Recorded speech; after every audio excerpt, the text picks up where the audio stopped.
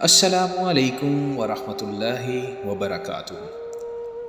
آج کی کہانی ایک مشہور و معروف ولی اللہ حضرت بابا فرید الدین مسعود گنج شکر کی ہے، جو کہ برِ صغیر میں چشتیہ سلسلے کے عظیم صوفی بزرگ ہیں۔ آپ کا مزار پاک وطن شریف پاکستان میں ہے۔ عظیم صوفی بزرگ اور شاعر بابا فرید الدین گنج شکر رحمۃ اللہ کا اصل نام مسعود اور لقب فرید الدین تھا۔ آپ کی ولادت 1173 میں ہوئی اور وصال 1265 میں ہوا۔ آپ کا خاندانی نام فرید الدین مسعود ہے اور والدہ کا نام کلثوم خاتون اور والد محترم قاضی جلال الدین ہے۔ بابا فرید 5 سال کی عمر میں یتیم ہو گئے تھے۔ آپ بغیر کسی شک و شبہ کے پنجابی ادب کے پہلے اور پنجابی شاعری کی بنیاد مانے جاتے ہیں۔ آپ کا شمار برِ صغیر کے مشہور بزرگوں میں ہوتا ہے، جنہوں نے اسلام کی شمع جلائی اور صرف ایک اللہ کی دنیا کو پہچان کروائی۔ بابا فرید 1173 میں ملتان کے ایک قصبے کوتوال میں پیدا ہوئے تھے۔ کہا جاتا ہے کہ ان کے آبا کابل کی فراشاہ کے اولاد میں سے تھے۔ کہتے ہیں کہ بابا فرید کے والد شیخ شعیب سلطان محمد غزنوی کے بھانجے تھے، جو شہاب الدین غوری کے زمانے میں ملتان کے قصبے کوتوال میں آ کر آباد ہوئے۔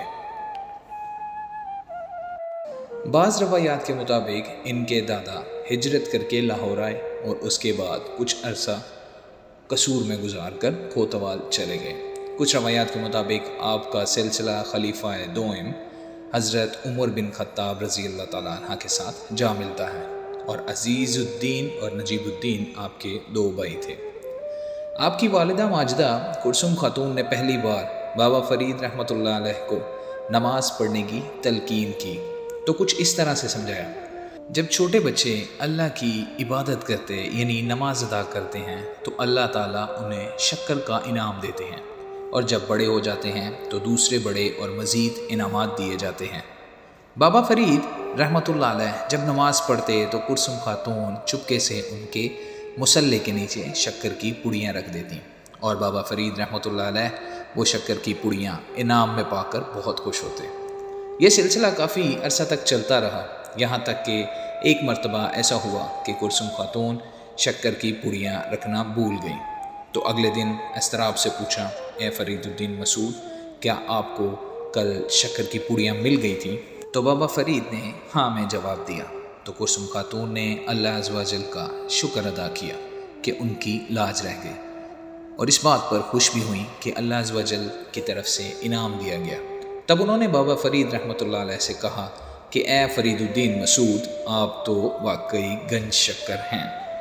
بابا صاحب کے زمانے کا ایک اور واقعہ جو کہ حضرت شیخ عبدالحق محدث دہلوی رحمۃ اللہ علیہ اپنی مشہور تصنیف اخبار الاخیار میں تحریر کرتے ہیں کہ ایک بار چند سوداگر اونٹوں پر شکر لادے جا رہے تھے۔ اتفاق سے حضرت بابا فرید الدین مسعود گنج شکر رحمۃ اللہ علیہ بھی وہیں موجود تھے۔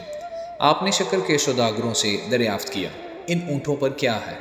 سادہ لباس کی وجہ سے سوداگروں نے حضرت بابا فرید رحمۃ اللہ علیہ کو کوئی ضرورت مند انسان سمجھا، اس لیے مذاق اڑایا: یہ نمک کی بوریاں ہیں، تمہیں کیا چاہیے؟